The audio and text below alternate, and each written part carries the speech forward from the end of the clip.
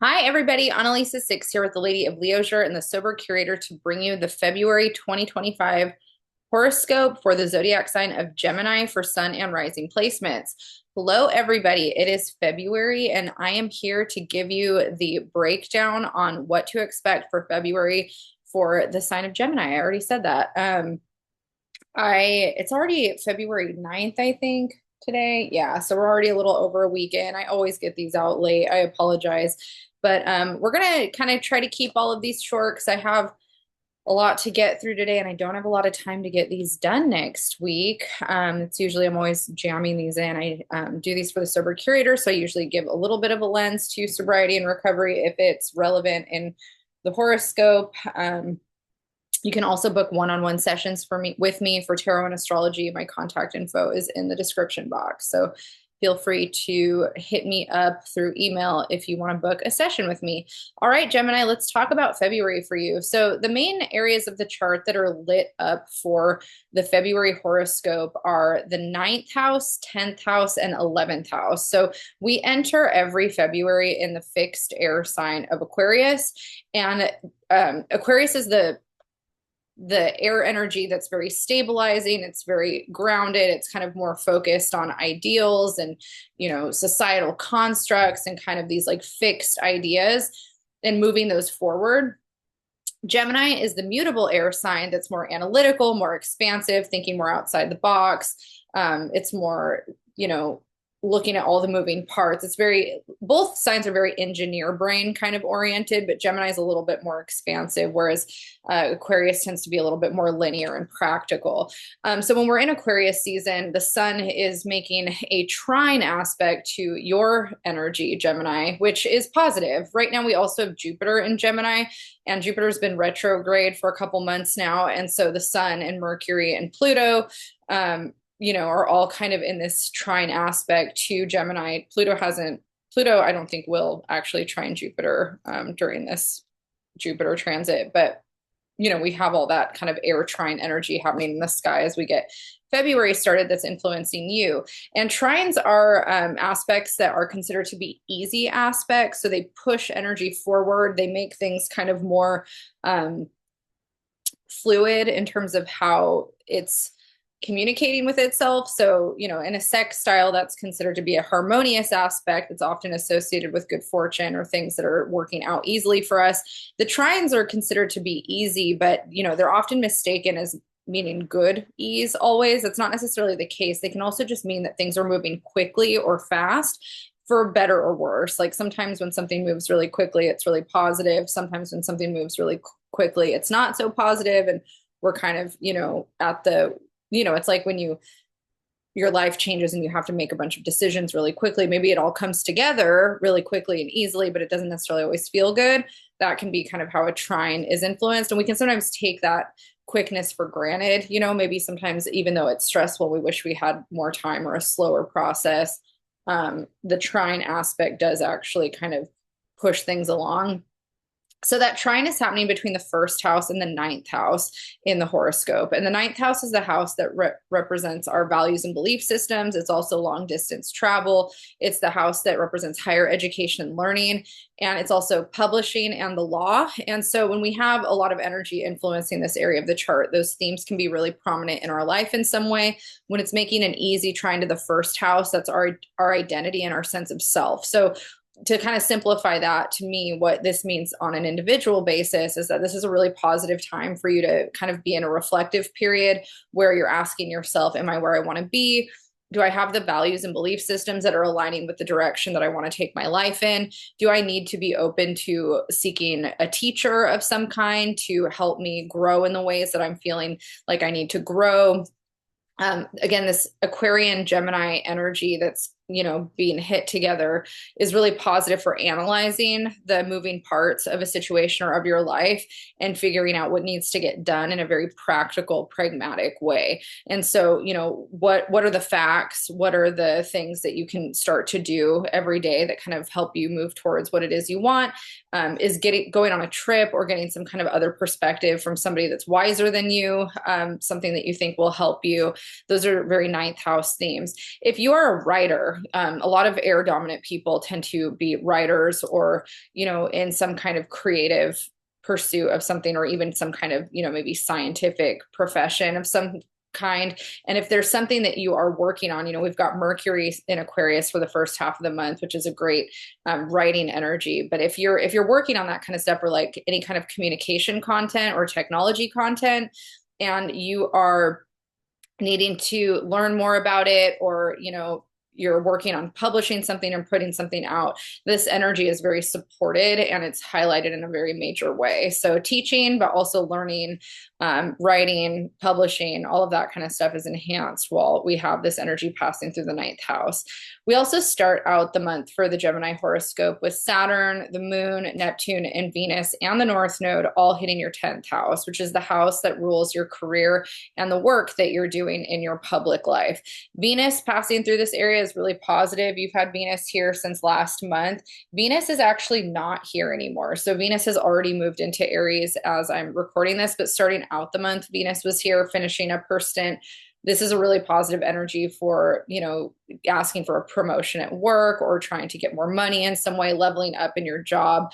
But now that Venus is in Aries, Venus entered Aries on the 3rd. Venus is now in your 11th house, which is the house that represents our relationship to our friends, our social circles. It's also our relationship to our community, any work that we do in the community. It's a great energy for socializing, networking, connecting with friends, making new friends. And Venus is going to be here for a long time because Venus actually stations retrograde on March 2nd next month. So she's going to be retrograde here, and then she's going to move back into the career house for you for a little while, and then she's going to move back into Aries once she stations direct, and she's not going to be out of this area until, I believe, June. Let's see. Venus enters Taurus in June. Yeah. So from pretty much now until June, you're going to have Venus in your 11th and 10th house. And when Venus stations retrograde, there could be conflict with some of your social circles or your friendship groups. And this is a really positive time for you to be more open-minded to learning about yourself through this conflict. You're given the opportunity to kind of figure out more constructive ways to communicate with people. What ways can you grow and evolve past your perspective, or maybe the way that you've dealt with conflict in the past? If you're having any kind of stuff with your work, once Venus is going to move back into your career house at the end of March. So March 27th, Venus will move back into the career house, and then it'll be in the career house until May. So I think it's May 1st that Venus moves back into your networking house. So, again, like work stuff is going to be a big theme for you for all of April, and then it's going to move back into your social area in May. This is a good time to also reflect on your relationships with the people that you're surrounded by. Are these the people that you want to be surrounded by? Are they supportive? It's kind of like a good assessment period for who's in your life, taking inventory on that, and also inventory on yourself and whether or not you're really, making choices that support the direction that you're trying to go in your own life as well. Some of the other placements that we have going on for the start of the month is Mars in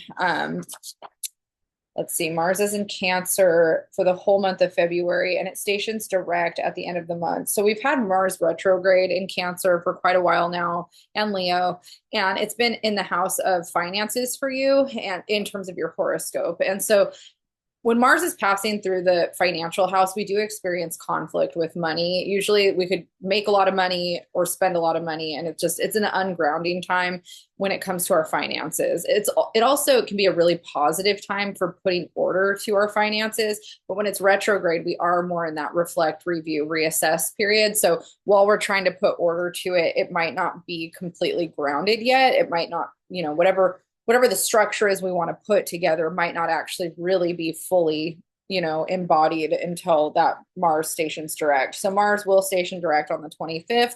And hopefully whatever conflict you've been having financially will start to kind of settle itself. And then with Venus going retrograde back into your career house, there might be some things that, you've been having to reassess and figure out that will kind of start to feel like they're coming together, but they're not really going to fully be coming together until June. So you're in this kind of limbo back and forth place with some things. And, it's important that you remember, like, a lot of the perspective and a lot of spiritual practices, and take it or leave it, we all have different belief systems, but is that there is a divine mind, and there's a higher power, or a universal mind that's wiser than us, and that there is a destiny and a fate. This is why we study astrology. There is a destiny and a fate for us, and we only have so much free will in a situation to influence the direction.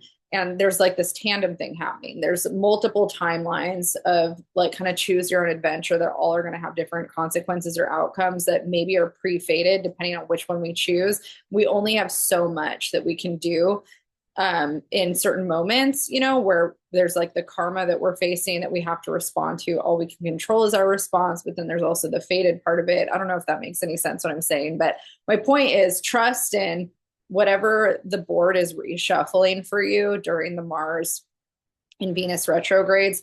It's aligning itself to put you in the path to what it is you're actually supposed to be doing, more than like the higher power mind or the divine mind. I feel like always knows what's best for us more than we think. It's like I'm living so much of the life that I always wanted right now, and I'm living it better now as an older person than I probably would have if I had gotten it when I was younger.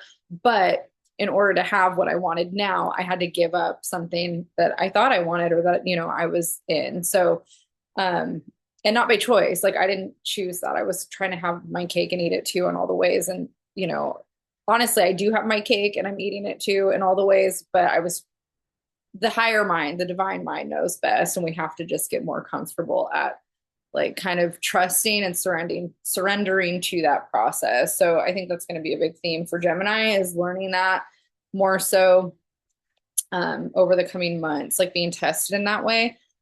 One of the other things that we have going on, I should say, at the beginning of the month is on February 12th, we're going to have a full moon at 24 degrees Leo.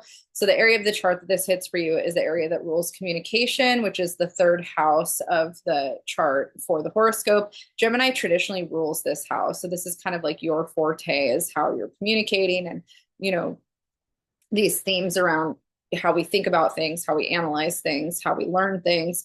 And with the full moon, this is a good time for how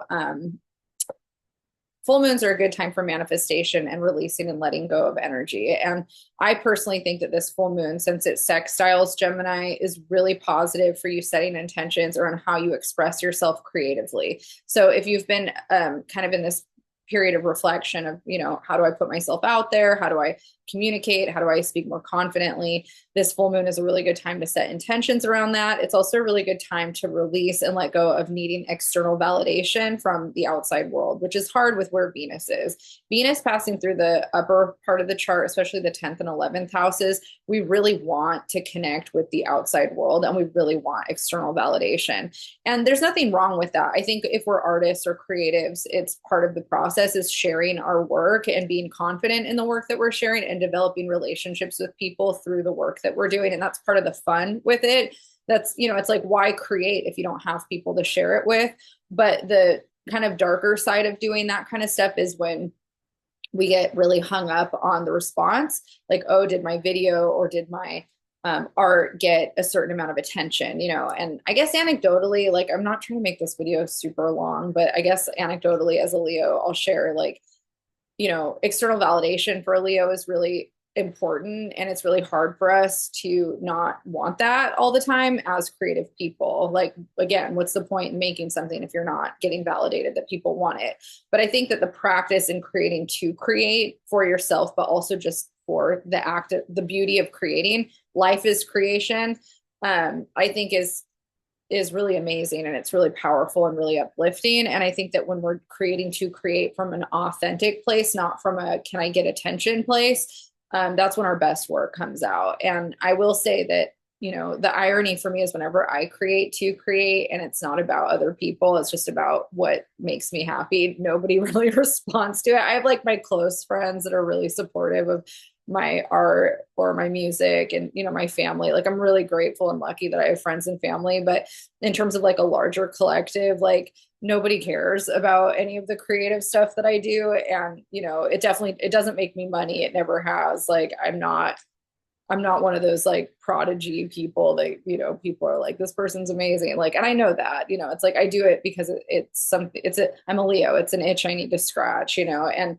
I do love to share it as a Leo. And I don't really care if it's like I'm not trying to be some like amazing person with anything. I'm just having fun with it. So that's also part of the healthy part of Leo is learning how to have fun in your creativity and being detached. You know, that's more of the Aquarius part is the healthy detachment.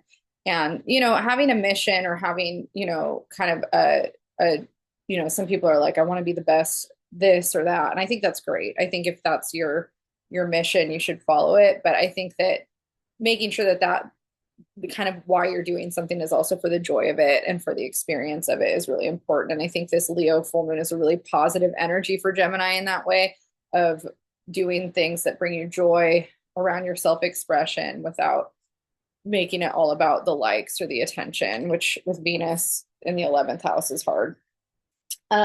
Okay, so after that, we're going to have, well, I should have said before that Jupiter does station direct around the same time that Venus entered Aries. So Jupiter's direct right now around the 4th that happened. And we've had Jupiter retrograde and it's been in Gemini. So Jupiter station retrograde in your sign in October. So around October 9th, it's been retrograde and then now it's direct. So Jupiter, you know, passing through the first house is trying to level you up. It's trying to grow you beyond where you've been. It's trying to kind of expand your potential and your relationship to yourself. This is a positive time for you in terms of growing as an individual and as, you know, kind of like your own person. So that's positive. And then in the middle of the month, we're going to have on the 15th, Mercury's going to leave Aquarius in the 9th house and enter Pisces, and Mercury's going to be entering your career house, and it's going to be there for the rest of the month. And then on the 18th, the sun is going to enter your career house. And so the 15th and 18th are where a lot of energy comes into your you know, 10th house, your public life. This is a really positive time for anything work oriented, networking, communicating, putting yourself out there. If you're trying to get a job, this is positive. If you're trying to get promoted at work, this is positive. So you can really lean into some of this energy when it comes to your public life and the work that you're doing. And then we enter Pisces season during that time. And then at the end of the month, we're going to have a new moon happening on the, let's see, 27th of February. I think Mars stations direct before that. Mars will station direct in Cancer in your second house on the 14th. And then we have this new moon happening in Aquarius on the 27th. I'm sorry, in Pisces on the 27th. And that's going to be happening at 9 degrees Pisces. So this is happening in your career house. The Mars energy is stationing direct in your financial house. Really positive time to set intentions around the work that you do. What do you want? What do you want in your career? What do you want in your work? What do you want with your money? This new moon is also, it's not going to be making an exact trine to Mars when it stations, but when the moon starts to kind of move through, it will trine Mars. So because this is happening in your career and your financial house, really good time to set intentions towards what you want to manifest with money and career. All right, Gemini, I'm going to leave you there. If you'd like to book a session with me for a one-on-one reading, my info will be in the description box. You can find me at theladyofleisure.com and thesobercurator.com, and I will see you guys in March. Good luck.